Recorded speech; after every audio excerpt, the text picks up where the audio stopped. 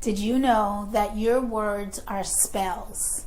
Today, we're going to be talking about the law of correspondence and how to speak with power, how to speak with what you want to attract to yourself. Have you ever said something like, I'm just so tired, I'm exhausted, and then felt even more tired by noon? Or told a friend things like, nothing ever works out for me, and then watch something important fall through almost right before your eyes, like if you predicted it? Here's what I want you to hear today. That wasn't just a coincidence. That was your words speaking into reality. Your words carry energy.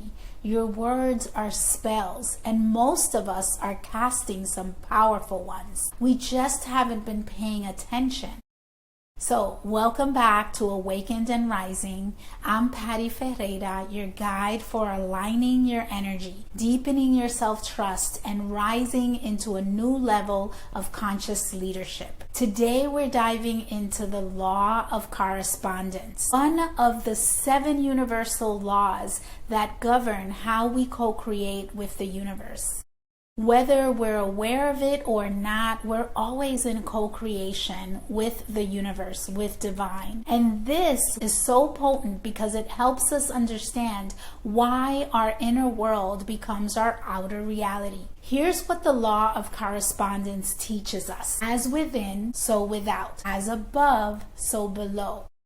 What you believe, speak, and embody becomes your lived experience. This is a powerful thing for you to connect with and come into realization. That means your words matter, because your words are one of the most direct windows into your inner world. They reflect what you believe. They reinforce your expectations, and they shape the way your energy shows up in the world around you. This is like the castle that you're building to then live in.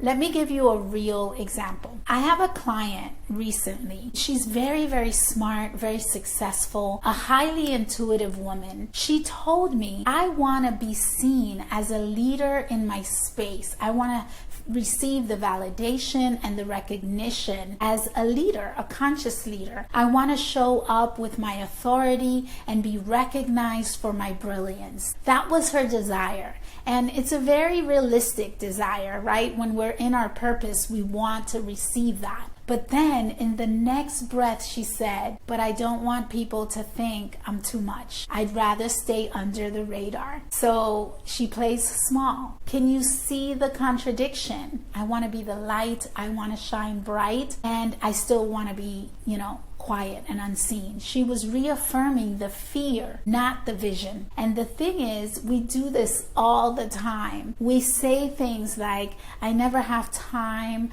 no one is investing right now, or no one's, buying this right now. I always mess this up, things like I'm just not good with money, or I'm so behind on my project and my ideas, or even things like I could never charge that much, or who would even want this? Like, we're always saying these things in our mind. These words may seem casual, harmless, just venting or being realistic, right? Protecting yourself. But on an energetic level, they are affirmations. They are shaping your frequency.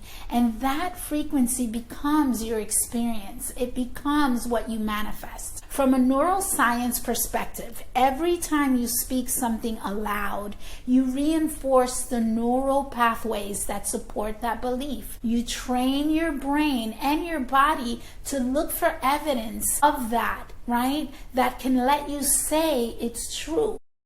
So when you say, I'm not ready, you start to feel unready. When you say, this probably won't work, your energy leaks. When you say, I'm overwhelmed, your nervous system responds with more tension and more stress. It's actually responding to your words. You're always creating with your words. The question is, what are you creating?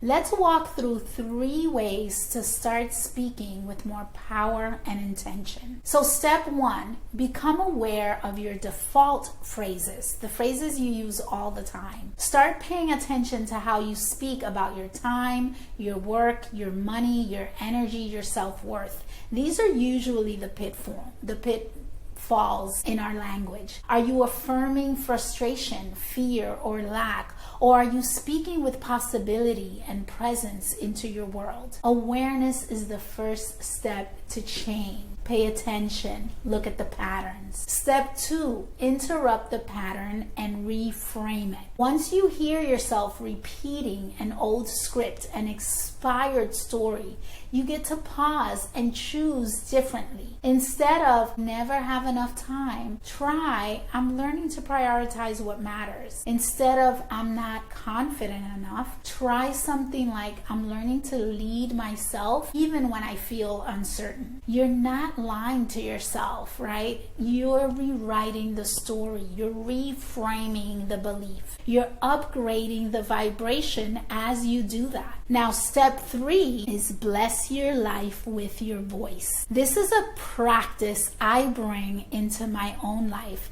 and into my work with clients, into my work as a mother and a grandmother. Speak words of love and clarity over your work, your home, your relationships, your body, your finances. Speak love into it. Say things like, I am grounded and safe. Clients are finding me with ease. I trust myself to lead. I am in alignment with what matters most. Speak it. Speak it out loud.